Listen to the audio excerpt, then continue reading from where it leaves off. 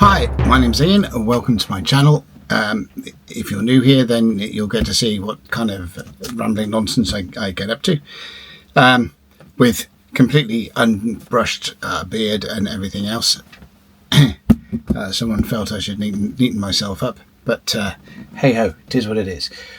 So this is Nicholas Space 1182 suggested that I just run through character generation using the much maligned Traveller5 rules. Now, if you're not new here, you'll probably have picked up that Traveller is my favourite role-playing game. There are reasons for that in the way I see role-playing games and what they're for, and maybe a bit of that kind of thing will come out as we go through this. So let's just run through a few things for this. Character generation in Traveller, most editions of Traveller, is a fairly straightforward process.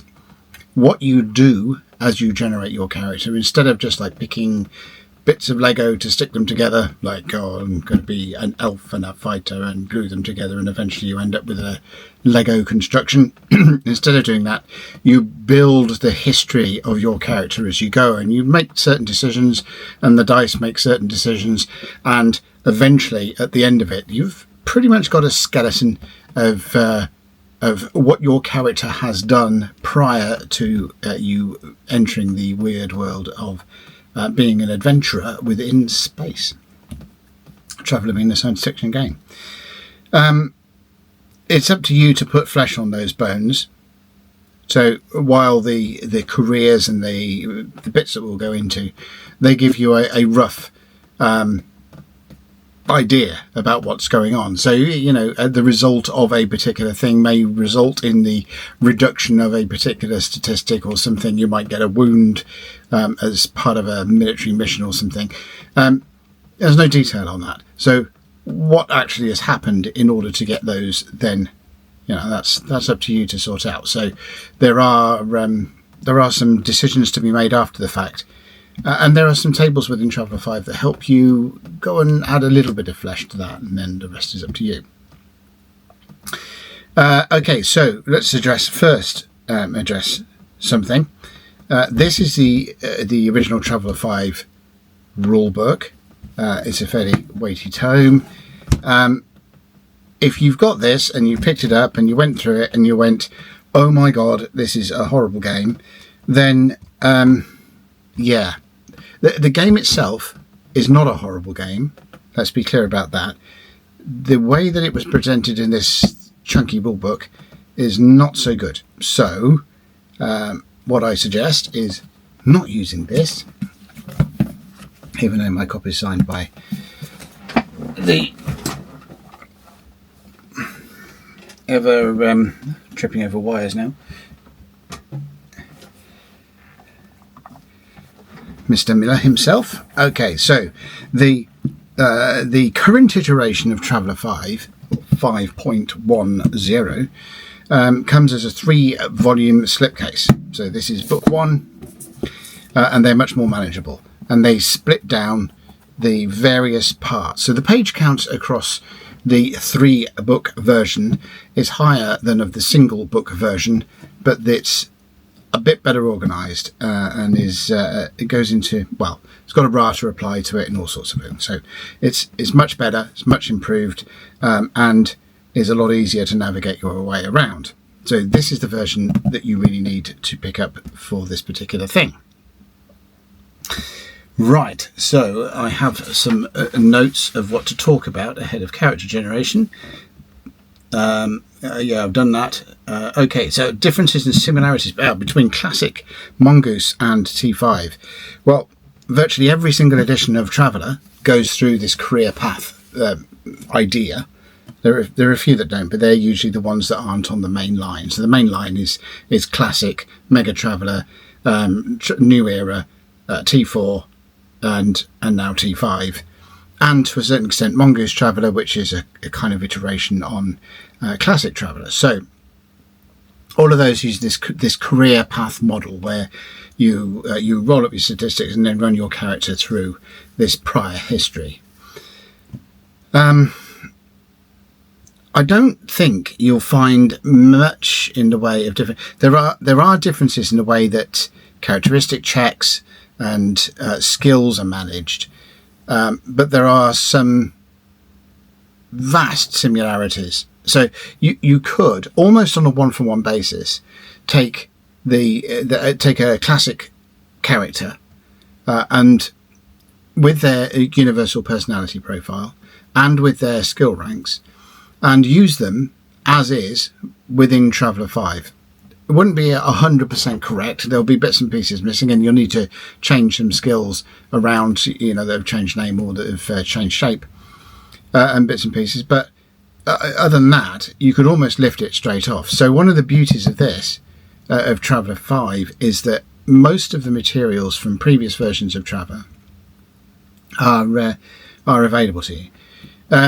There are the elements of like vehicle design and ship design and so on that seems to be every time we get a new version of Traveller, those things are completely overhauled and everything, and all the maths and whatever goes to pot. And that's no difference with this. But the general outline of the designs still works. But with characters and worlds, those are the two things that really do cross between virtually every single edition. All of the main editions and some of the peripheral editions like GURPS Traveller and D20 Traveller and whatnot. There are common elements within there where you can sort of read them and make sense of them within those games. Even better, a lot of the generation systems, not so much the character generation, but possibly to a certain extent, but the world generation and stuff within some of the tools that exist within Traveller 5. And it really is. It is a game of many tools for players and referees.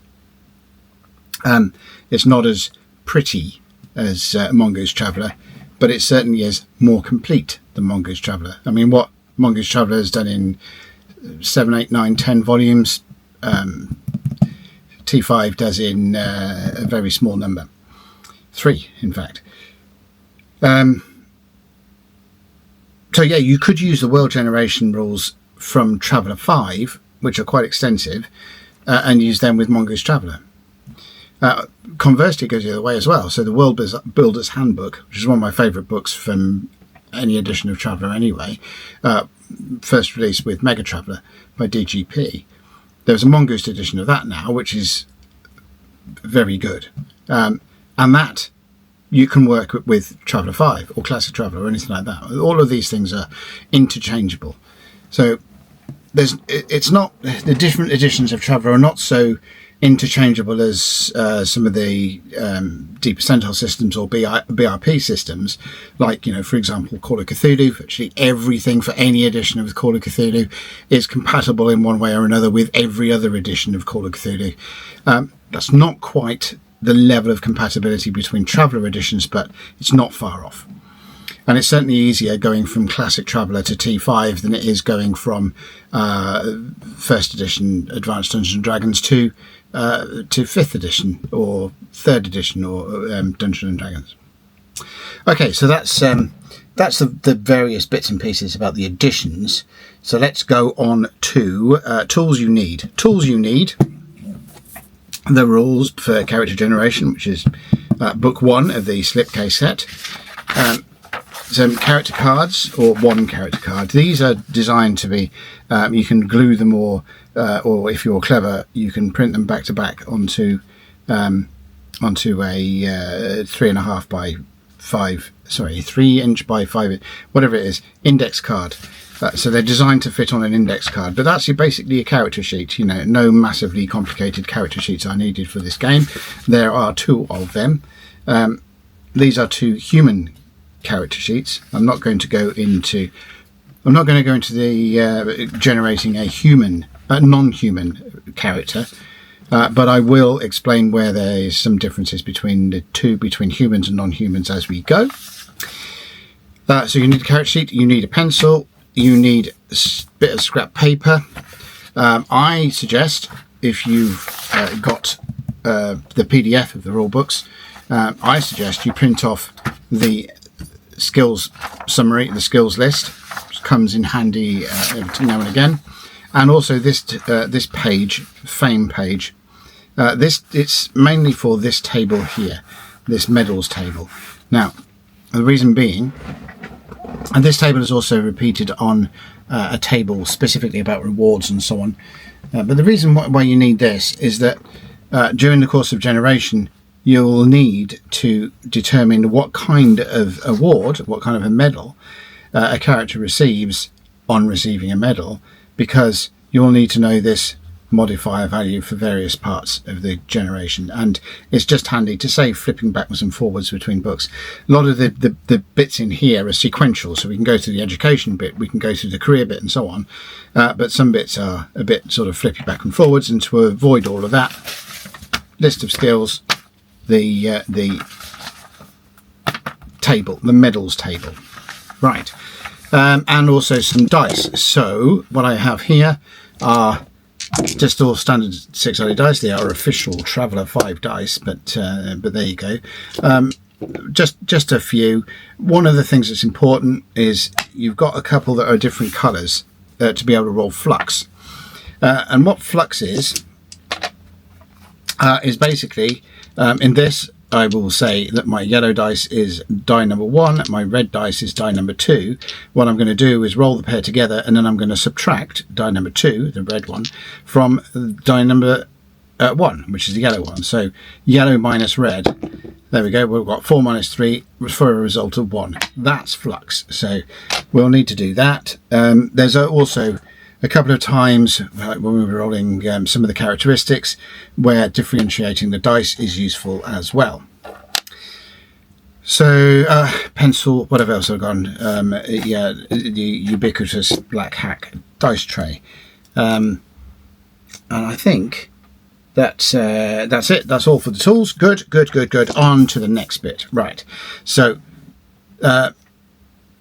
Traveller has 6 core characteristics, right, and they are handily called C1, C2, C3, C4, C5 and C6. Okay, that's useful. But the reason why they've got these things, different species have different characteristics in different slots on that C1 to C6 code, because they have equivalents, let's say. So going down the list, so C1 is always strength, regardless of what. That's your muscle power. C2 is dexterity for a human, okay, but it also might be agility, and it also might be grace. So characters that or things that are more I don't know, leap you around, whatever. So dexterity is like hand-eye coordination and balance and stuff.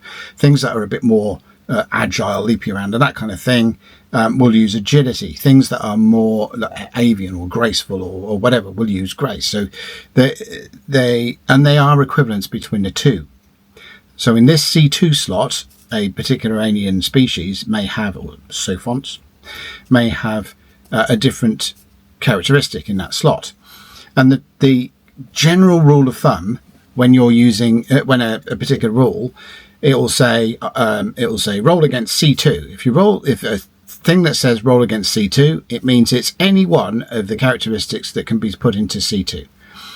If a thing says roll against a specific characteristic, like roll against grace, then, and you don't have grace, you've got one of the equivalents like dexterity, and then your roll will be half of the characteristic. So if you say if you roll against grace in order to do this, then, and you've got dexterity, then you'll be rolling against half dexterity.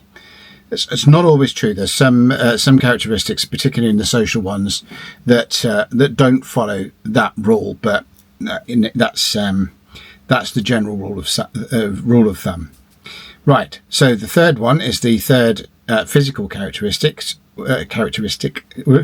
which for humans is endurance, and for it might be stamina for another species, whatever. C4 for everything is intelligence. And then C5 for humans is education. Equivalents there are instinct and training. Okay, and C6 is social standing. And equivalents there are charisma and, what's the other one? Caste, or caste, depending on how you want to pronounce it. Okay, so those are the 6. Different species roll different numbers of dice for different characteristics, right? But for humans, it's dead easy. For humans, it's 2d6 all the way down the line. Those first four characteristics also have a genetic component to them in T5, right? So I'm just going to put a little cross there. Those first 4 have a genetic component to them. That genetic component means if you're generating further characters based on the character that you've drawn, it might be children, it might be clones, it might be anything like that, then you can use the genetic component of those abilities and then just roll the variable component. So for this character, we're going to be rolling 2 6-sided dice to generate each one of these.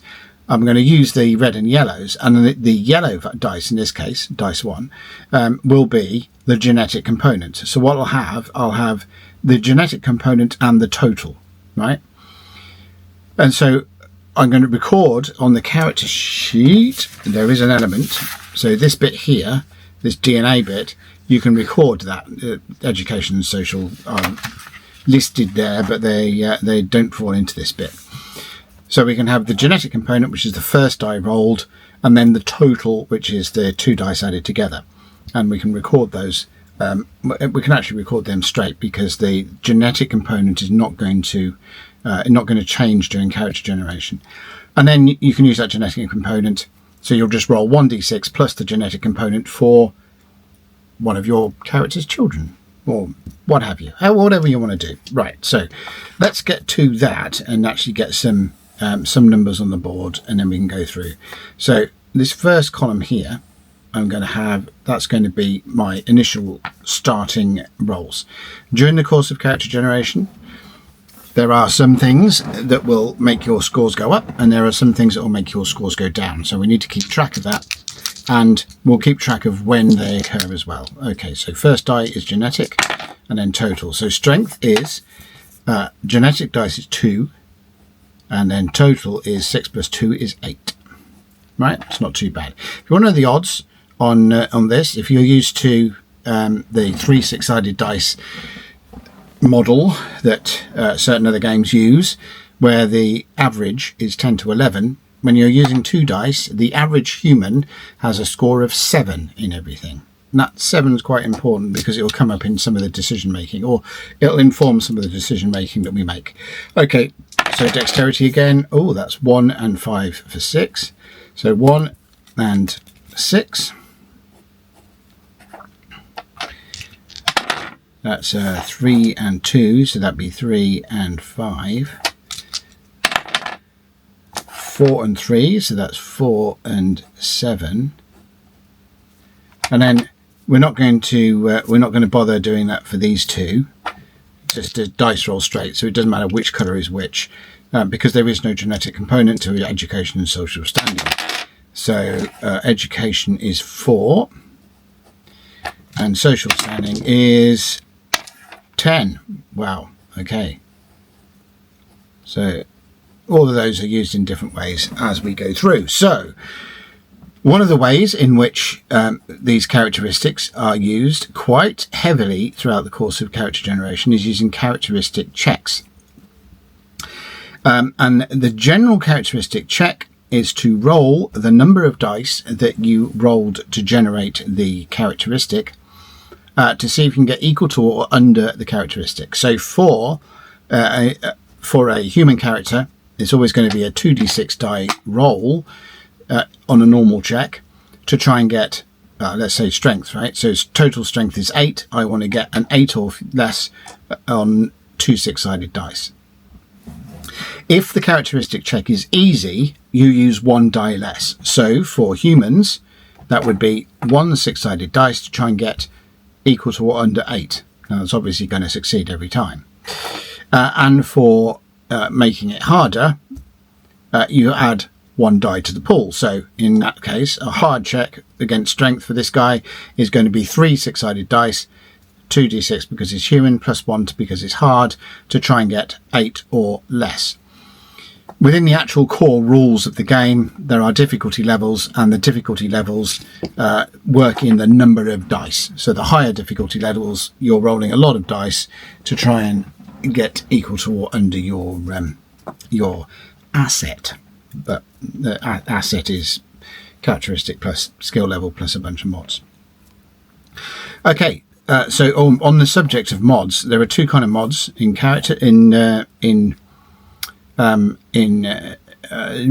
Traveller. One is a mod, and a mod adds to the target. So if the rules said roll strength mod plus 2, then this guy with a strength of 8 would actually roll against a target of 10. And the other one is a die modifier, or DM. And a DM adds to the dice roll. So you can kind of see that adding a mod would make a roll easier because it's increasing the target to roll equal to or under, whereas a positive DM is making it harder because it will make the die roll higher.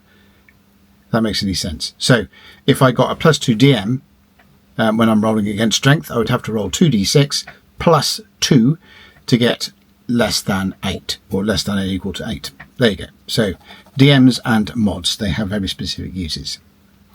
All right, so we've got our basic characteristics there. What is next? Well, the next is we choose a homeworld. Now, if I go to the relevant place within the rules, there's a whole bunch of stuff before we get there. Oh, there we go. Oh, it was pretty much straight over. There is a D66 table within the rule book that chooses an appropriate starting homeworld from within the Spinwood Marches, which is the default part of the Third Imperium that Traveller games are set in and have been for years. However, I prefer something on the trailing edge. I prefer sort of Wild West kind of arenas with lots of smaller polities and playing around. And so one of my favourite stomping grounds of the Third Imperium, of the established Traveller setting, if you like, is the Gateway sector, which is outside of Imperial space, still has some connectivity to Imperial space, and has a lot more interesting aliens neighbouring it. And I did choose a world earlier that was relevant, Salur. So we need to note down homeworld, and in this case it's Salur, and we don't need to know the full characteristics of Salur. What we need to know is its trade classifications, and the trade classifications of Salur is its high population, HI, and its industrial, so IN. Okay, so that's his homeworld. I say his, I could make it female if I really wanted to, or anything else in between. Okay, so we've got Salur is his homeworld. Now, this kind of concept of birth world and homeworld, if you're rolling randomly, or if you just choose that you want it to be that way, you could have your character born on a different world that he grew up on, so where he experienced most of his childhood. It's his childhood skills that you get some background skills from the home world, and your home world and the world in which you're born don't necessarily have to match. There are also options for characters born in deep space and characters born on space stations. So, not actually on a world at all. So there's lots of different options for all of those kind of things. But what we get is 2 skills, one for each of these trade classifications. I'm not going to go into how these are calculated or whatever. I would need to do I've already done a thing on Traveller world building somewhere. It's classic Traveller, so maybe I need to do a T5 version of one of them as well. But we need to look at these. So high population gives me streetwise. So my character already starts with a couple of skills. Streetwise 1 for being brought up on a high population world, an industrial gives me one trade. So one trade, his intelligence is average and his education is pretty rubbish. But anyway, I'm going to give him electronics as a trade. Right? Trades are actually down the bottom of this table here, but they are also listed on the handy printout of the thing. So, the skills table. So, like I said, we've been referring to this quite a while, but we've got the trades are here, right? So we've got biologics, craftsman, electronics, fluidics, graphitics, magnetics, mechanics, photonics, polymers and programmer. But I think electronics is a fair one to go for, just for a background. And like I said, you can put up reasoning. You put flesh on the bones. These are just numbers. These are just things that have been picked out. So, why has he got Streetwise 1? You can't use your imaginations. Don't just say, well, he's got Streetwise 1 because he comes from a high population world. Try and think why. Maybe when he was a nipper, he got into a bit of dodgy stuff and learned his trade on the streets. Maybe the electronics goes hand in hand with that, and he did a bit of electronic lock picking on the side to get him through whatever kind of schooling that he went. Segue. Next step. Education. Right, so that's this page. So you can, if you so wish, have your character attempt to get into education or go through an education path. What this essentially does is it gives you some extra modifications and things. Personally, I prefer... Sorry, got a cup of tea on the go. Personally, I prefer trying to get my characters through education, because I like having characters that are relatively well-rounded with some different skills and so on. But our character's education is 4. So there's a lot of different options in here. There's trade schools, there's higher education, colleges, universities, and all this kind of thing. But what we are going to go for first is what's called Ed 5. Now, Ed 5 is available to characters who have got a low education. So here we go. Prerequisites for Ed 5 is an education of 4 or less. He's got an education of 4. To apply. Now, the apply is a check, like I said, ability score checks where you roll 2d6. Sorry, ability scores. That's from the other game. Characteristics. 2d6 against the characteristic value. For Ed 5, it's automatic. Duration takes no time at all. Pass or fail check. We have to check intelligence. Intelligence is 7. I'll give you a bit of a thing on odds. So on 2d6, a 7 is roughly 50%. So if you have got a all right, tidy up, they said. That was things will be easier to find, they said. Right, so having hunted down a card for my overhead camera there. Right, so what we need to do, in order to pass this, we need to roll intelligence or less. So what I was saying, the odds of rolling a 7 or less on 2 6-sided dice is roughly 50%. So when you come to mess around looking at ways you can influence the die roll, bear that in mind. So you want modifiers to go and increase to 7 or more if you can. And there are ways the game trips you up on that in this character generation process. So hopefully I'll get 7 or less. If not, I can use a waiver, which I'll explain that if I need it. If I don't need it at this point, I might need it sometime else. If I don't need it by the end, I'll explain it anyway. So 7 or less. 9. Right, I need it now. Okay, so a waiver. A character gets 1 shot at being able to call on a favour due to their social standing in order to get through a failed die roll during the education process. So I quite like to up my character's education from 4 to 5, so I'm going to make a waiver. Waiver is made against social standing. It's 2d6 versus 10, so hopefully it'll make it. There you go, got a 5. Wish I'd rolled that for the first one. So the waiver was successful. So he's now passed with a waiver, so we can actually note that. So we can note that as Ed 5 with waiver. So now we've got one roll and nothing really happens. You go up to education 5. So education is now, I'm going to use the rest of this to adjust things as we need him. Ed is now 5. Okay, so the character is we're intending to start the character at 18 when they get to there, but we'll get to all of this as we go through. Okay, so character ended for it. Right, so what we're going to try and do now, Ed is 5, let's try and get him into college.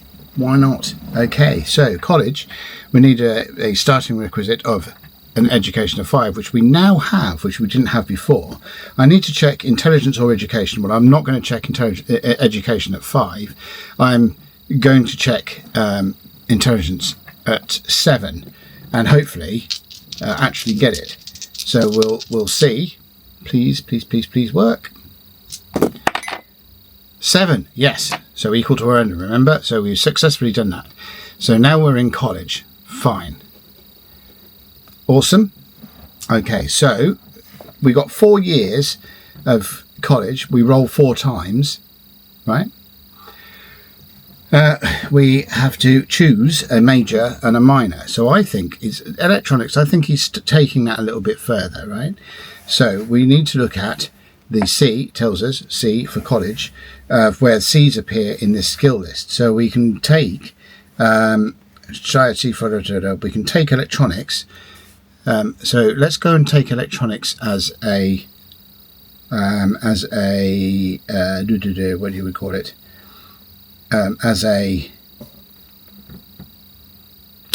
Let's take electronics as a major. Major equals elec, and let's take programmer minor as as programmer, right? Okay, so what have we got to do? We've got to roll. The college course is 4 years long. We are going to we've got to make 4 checks once per year to see if he gets through.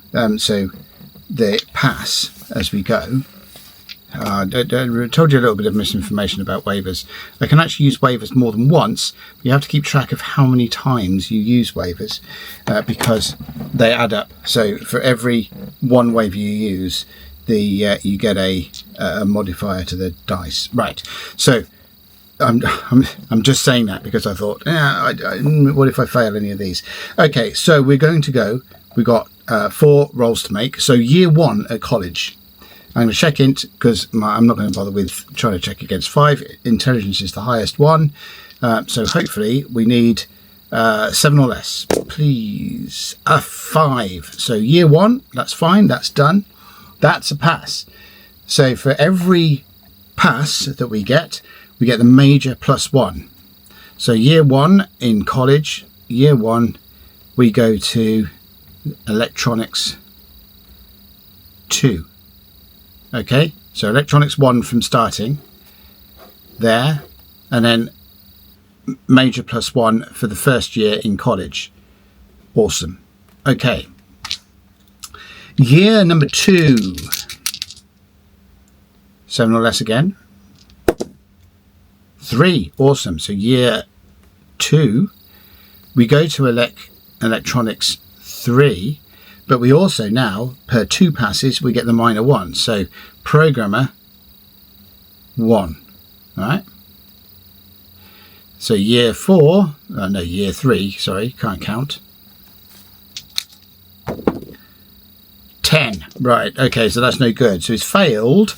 So we don't get anything that, but we need to see if we can continue, in which case we are going to try and go for a waiver there. So it's this +1 against 10, right, to see if we can continue, or do we flunk out at this point? it is 4 plus 1, which is 5, which is less than 10. Okay, so we learn nothing in year 3, so we get no pass for that, but at least we managed to not flunk out. And then year 4, we need to get that 7 or less again. 2, fantastic. So we now go to elec 4 because we get another pass, right? But still nothing for pro. So programmer stays at 1 because we need 2 passes. If we'd passed year 3, our programmer would have gone to 2, and all well and good. Okay, so we've gone through that. We had a bad year in year 3, but now we have graduated because we've gone all the way through it. Okay, so for college, on graduation, we get edu goes to 8, so now education is 8, right? So that one from ed 5, this one from college, okay, and we have a BA, right? So we've got a BA, and we can go and see if that BA, if we pass that BA with honours, and we just go through this. It's automatic, the same kind of thing. We're going to need to pass an intelligence check to do it, so that's 2D versus 7 again, 10, so we didn't pass with honours. Okay, otherwise we'd have got another rank in electronics. It's just a bog standard BA degree, right? So now if we want, our education is 5, is 8, so, but this is 4 years worth of character aging, by the way.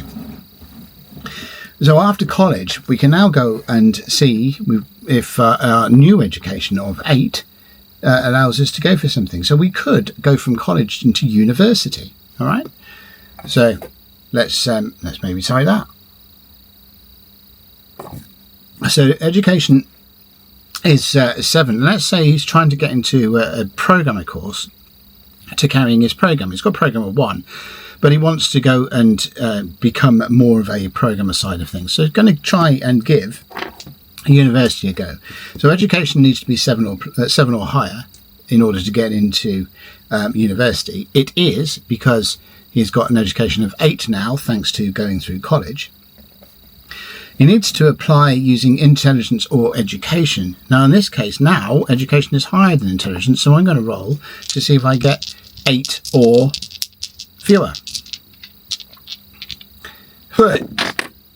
8. There we go.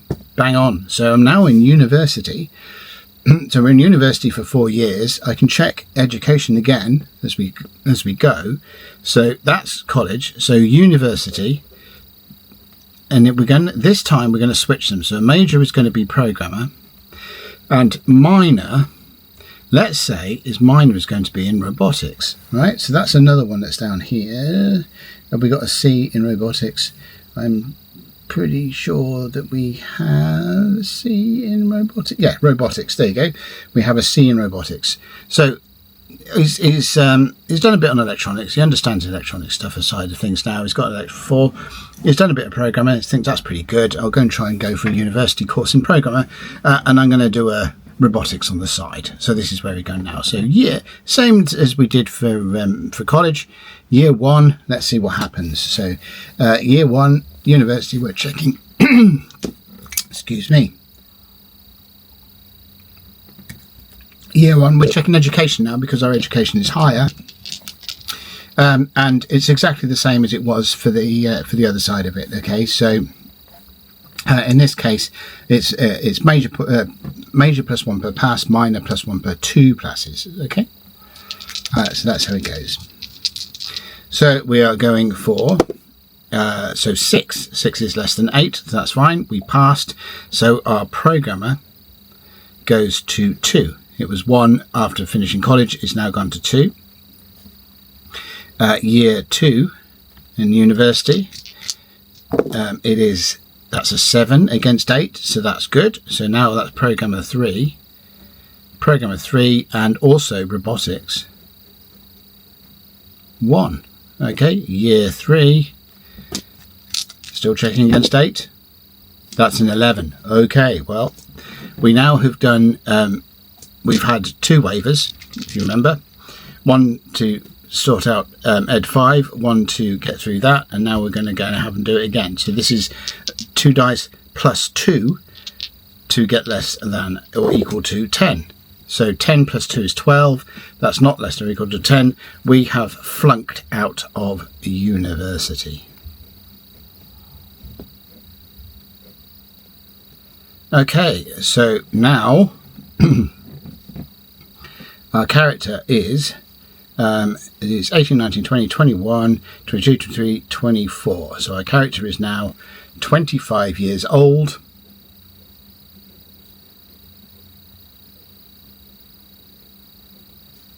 And